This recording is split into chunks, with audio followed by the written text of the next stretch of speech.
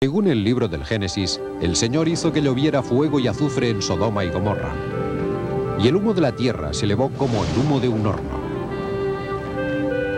La Biblia hebrea es uno de los documentos más extraordinarios que jamás se hayan escrito. Con un sinfín de cuentos de corte épico y personajes pintorescos, la Biblia, en cuanto a suspense y dramatismo, es inigualable.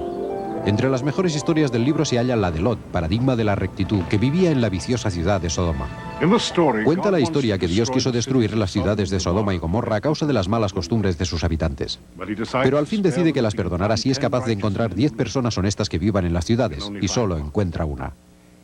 Al final, únicamente Lot y su familia escaparon de la terrible destrucción de Sodoma y Gomorra. En su huida, Dios les advierte diciéndoles que no miren atrás a riesgo de ser destruidos.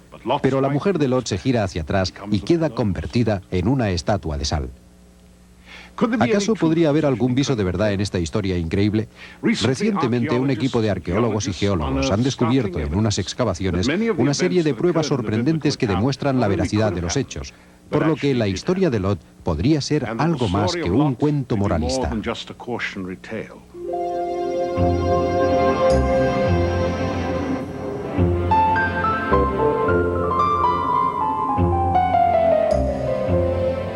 En una tumba de 500 años de antigüedad en el Valle del Jordán se han encontrado más de 12 esqueletos enterrados en el mismo lugar. ¿Quiénes eran? ¿Qué hacían en estas colinas áridas y desoladas? El hallazgo coronó 7 años de esfuerzos que empezaron en 1986 con el descubrimiento azaroso de las ruinas de una antigua muralla en un talud sobre el Mar Muerto. El arqueólogo Konstantinos Politis, intrigado por la posible aparición de una pieza arqueológica en las aisladas montañas, decidió llevar a cabo una excavación del lugar. Encontrar una estructura como esta, una muralla tan alta, es realmente asombroso si tenemos en cuenta el terreno del lugar. Es muy empinado y silvestre. No es apropiado en absoluto para establecer un hábitat. Es por eso por lo que nos ha sorprendido encontrar estos restos aquí arriba. Nos apremió la curiosidad y quisimos excavar enseguida. Después de un año de excavaciones, Politis descubrió que la muralla había sido en el pasado parte del muro de contención de un depósito de agua sellado con una capa de cemento impermeable, lo que significaba que anteriormente había contenido miles de litros de agua potable y de irrigación.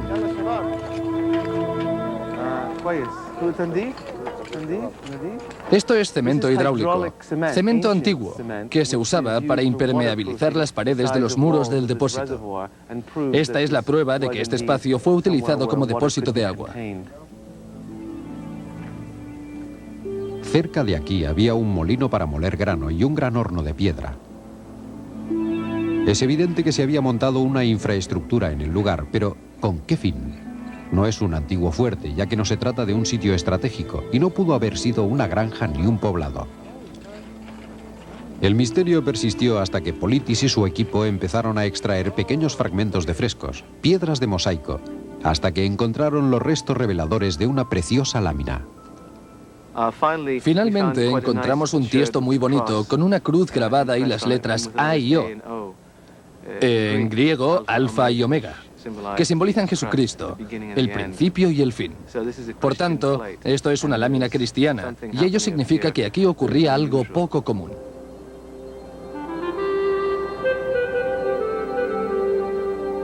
Tal vez podría tratarse de una colina sagrada de los primeros cristianos, un lugar sagrado perdido entre toneladas de ruinas y luego olvidado. Entusiasmado por la posibilidad de haber dado con un importante lugar de culto de tiempos remotos, Politis viajó al pequeño pueblo de Madaba.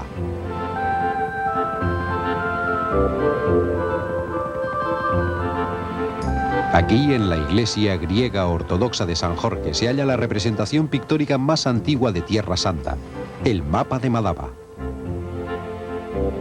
Este mapa de mosaico contiene 150 topónimos escritos en griego. Constituye, de hecho, una guía de Tierra Santa. Es muy importante tanto para estudiosos de la Biblia como para los arqueólogos, porque identifica todos los lugares. Es de finales del siglo VI después de Cristo. Y el centro está aquí, en Jerusalén, donde hay una inscripción en griego que dice Ciudad Santa. Hagia Polis in Salim, Jerusalén. Y aquí tenemos la ciudad amurallada en el siglo VI. A su lado está Belén. En la costa sudeste del Mar Muerto está la bíblica Zoar, actualmente la moderna ciudad de Safi. Cerca de ella, el mapa representa una iglesia identificada como el santuario de Lot. Según el libro del Génesis, Lot, su mujer y sus 2 hijas vivían en Sodoma cuando 2 ángeles de forma humana visitaron a Lot. Lot les invitó a quedarse en su casa. Enseguida acudieron hombres de todas partes de la ciudad de Sodoma y preguntaron a Lot: ¿dónde están los hombres que te han visitado esta noche? Tráenoslos para que podamos fornicar con ellos. Lot salió a contener a aquellos hombres y cerró la puerta de su casa. Les dijo: no hagáis semejante barbaridad. Tengo 2 hijas que no han conocido hombre. Dejad que os las ofrezca y haced con ellas lo que os plazca. Pero no toquéis estos hombres, porque han venido a mi casa buscando protección.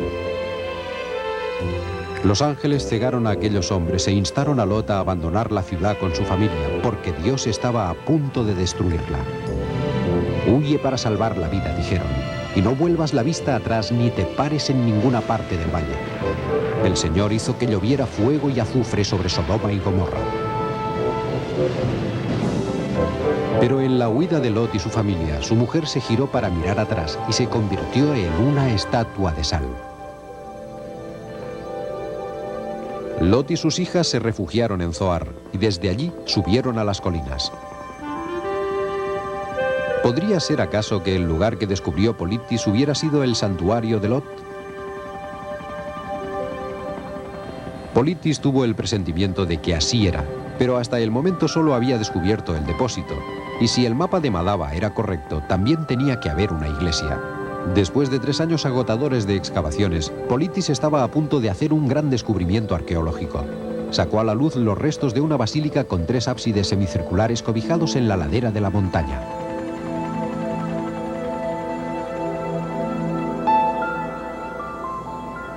Cuando volvimos para reanudar nuestra tercera campaña de excavaciones en 1991, lo que se ve detrás de mí estaba completamente cubierto.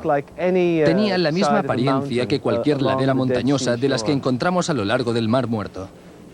El suelo es un mosaico muy trabajado, decorado con formas geométricas y una inscripción con los nombres de altas autoridades eclesiásticas y la fecha de construcción: mayo del 691 después de Cristo.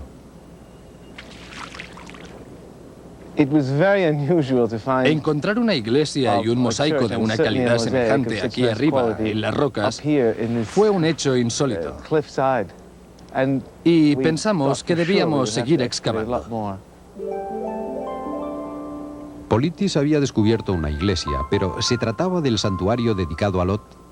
Entre las ruinas encontró una piedra con la inscripción siguiente: San Lot, tú que inspiraste este lugar, bendice el trabajo de su constructor.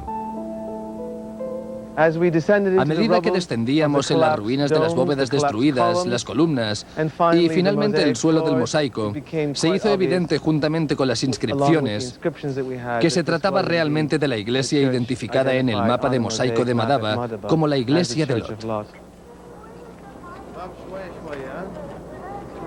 El descubrimiento de la iglesia y de la inscripción desvelaría finalmente el misterio de la identidad de los cuerpos enterrados en la tumba. Al menos 12 monjes, esqueletos de monjes, y estaban colocados aquí, uno encima del otro a medida que se morían, tal como solía hacerse en los monasterios de los primeros cristianos de época bizantina.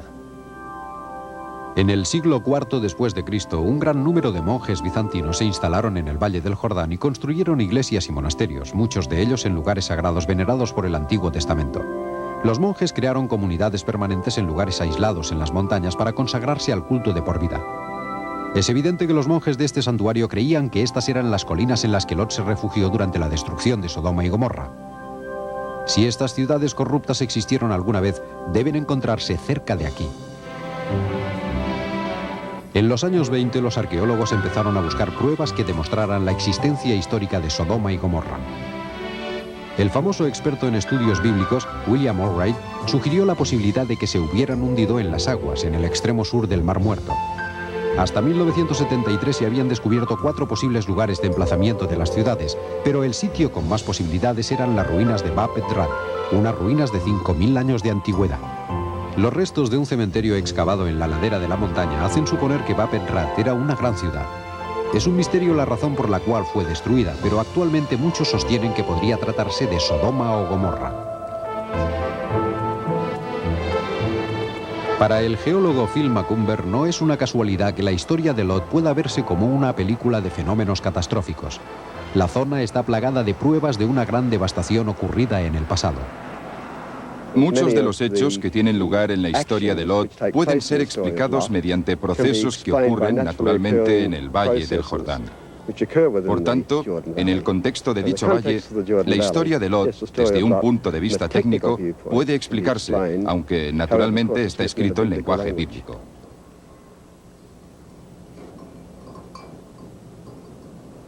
El Valle del río Jordán forma parte de una de las formaciones geológicas más espectaculares y dinámicas de la Tierra.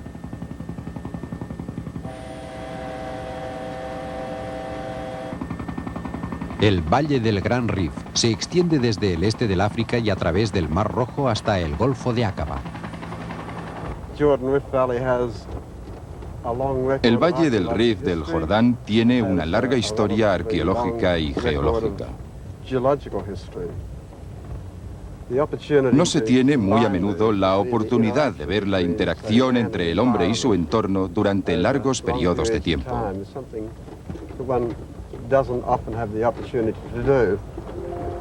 Pero sin duda el Valle del Jordán es una de las zonas que permiten este tipo de observación. Aquí, en el límite entre la corteza de 2 mesetas, la tierra se rasga literalmente. Si miramos aquí, vemos claramente cómo la roca pasa hacia el Valle del Rif. Al acercarse, empieza a curvarse porque el borde de este valle es una zona de fallas y la fisura está dislocada. La corteza se hunde y podemos ver aquí mismo la depresión de la corteza, donde se comba y se canaliza en esta zanja profunda, el Valle del Jordán.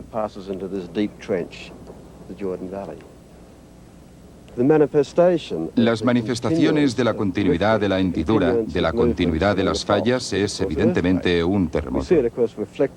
Lo vemos reflejado en las historias bíblicas y casi seguro que es así en el caso de Sodoma y Gomorra.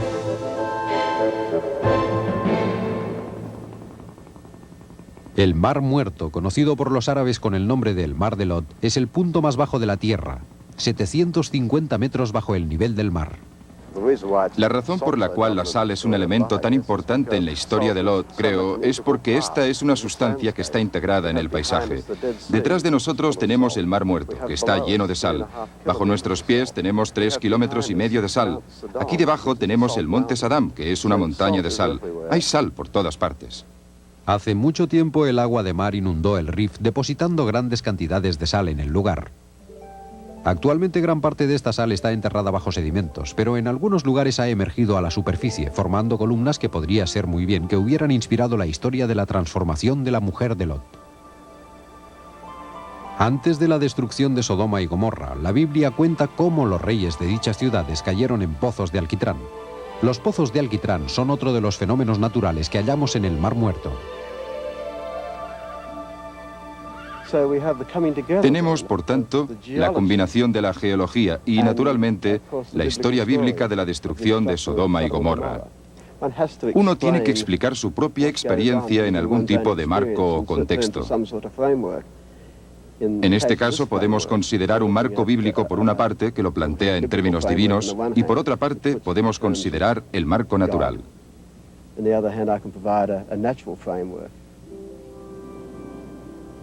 Un monasterio solitario con una serie de formaciones geológicas extrañas como telón de fondo es un tema muy adecuado para la historia de Lot. Pero el descubrimiento más fascinante estaba todavía por llegar. El 15 de septiembre de 1991, durante la excavación de la parte trasera de la iglesia, los trabajadores encontraron una cueva. Excavamos toda la cueva Y descubrimos que no era una capilla lateral, porque no parecía haber habido un altar, como es el caso normalmente.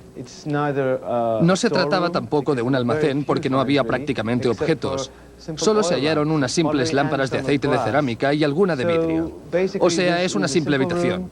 Un lugar en el que tal vez podría haberse refugiado alguien, un santuario. Politis quedó asombrado. La Biblia dice que Lot y sus hijas vivían en una cueva, pero nunca hubiera podido imaginar encontrarse efectivamente con una cueva. ¿Fue esta la razón por la cual los monjes escogieron estas colinas remotas para construir su iglesia? La gente que construyó esta iglesia, este monasterio, los primeros cristianos y, naturalmente, los peregrinos que visitaban el lugar, creían que esta era la cueva en la que Lot se refugió después de la destrucción de Sodoma y Gomorra. La entrada de la cueva está decorada con flósculos y cruces de tipo maltés al frente y a los lados. Delante de la entrada hay una inscripción griega en mosaico. La inscripción menciona el obispo Jacobo y el abad del monasterio, Sozomenu, y lleva la fecha de mayo 606 después de Cristo. Cerca de la entrada se encontró una piedra escrita en cúfico, árabe y griego con los nombres de peregrinos que visitaron probablemente el santuario de Lot.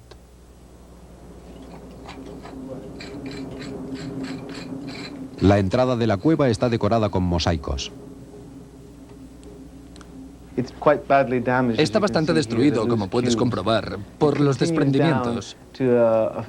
Allí hay dos peldaños que conducen a una pequeña estancia pavimentada con bloques de mármol blanco. El pavimento también está dañado. En la cueva solo se encontraron algunas lámparas de aceite que presumiblemente utilizaron los monjes en el siglo VII después de Cristo. En una de ellas se halla la imagen de un hombre, seguramente Lot. Pero 2 metros debajo del suelo de la cueva, en lo que los arqueólogos llaman una zanja de prueba, Politis hizo un descubrimiento más excepcional. Encontramos varias jarras. La más grande es esta de aquí, que podía haber sido para almacenar agua, vino o aceite. Esta es la tacita que se usaba como cucharón, para verter el líquido en las tazas, y que se depositaba aquí encima. La jarra, que podría ser del tiempo de Lot, tiene unos 5000 años. La posibilidad de que un hombre virtuoso se refugiara en una cueva, huyendo de la destrucción de las ciudades corruptas, y de que el emplazamiento de la cueva fuera el lugar donde se instalaran siglos después los monjes que construyeron el santuario, es digna de ser considerada, aunque no muy plausible. Pero, ¿qué pensar de los acontecimientos extraordinarios que Lot protagonizó después, según el libro del Génesis? Después de la destrucción de Sodoma y Gomorra, Lot y sus hijas se refugiaron en una cueva y permanecieron allí, creyendo que el resto del mundo había sido destruido. Pero la historia no se acaba aquí.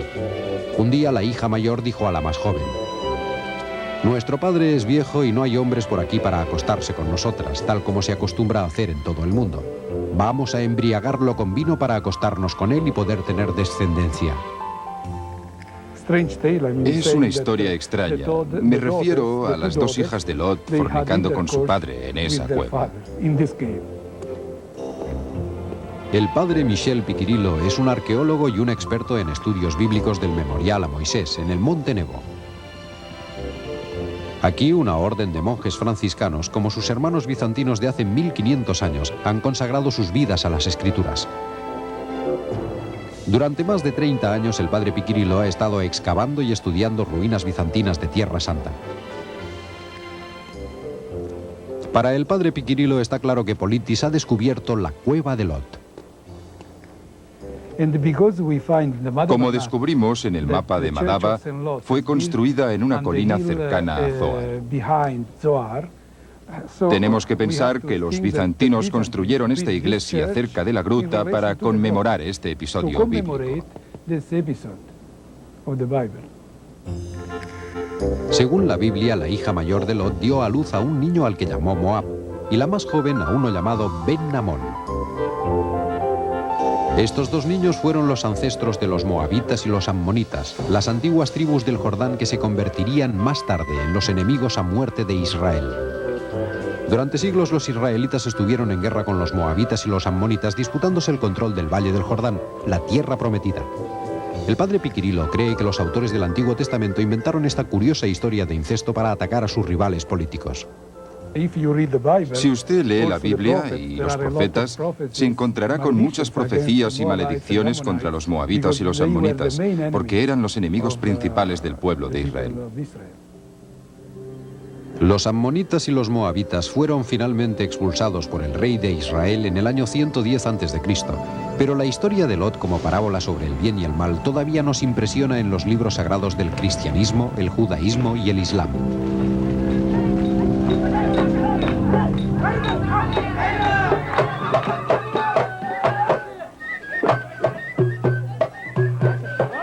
Actualmente la antigua tierra de Moab está ocupada por jordanos musulmanes.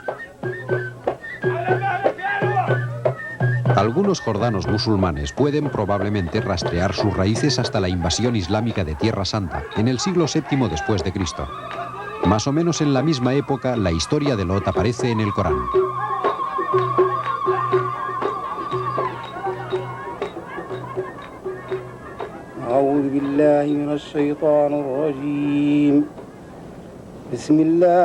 En el lugar de las excavaciones, un trabajador entona un canto que es la historia de Lot tal como se cuenta en el texto del Corán.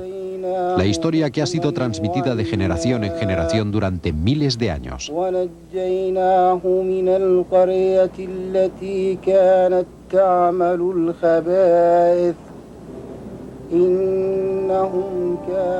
El monasterio de Lot floreció como centro de culto a Lot durante 3 siglos, incluso ya en el período islámico, cuando se amplió la iglesia y se colocaron nuevos mosaicos. Más tarde fue abandonada misteriosamente, olvidada y dejada de la mano de Dios. Se destruyó poco a poco. ¿Por qué se fueron los monjes? ¿Tal vez los cambios políticos de Oriente Medio amenazaron su supervivencia? ¿O fue acaso otro desastre natural que sacudió una vez más el Valle del Jordán?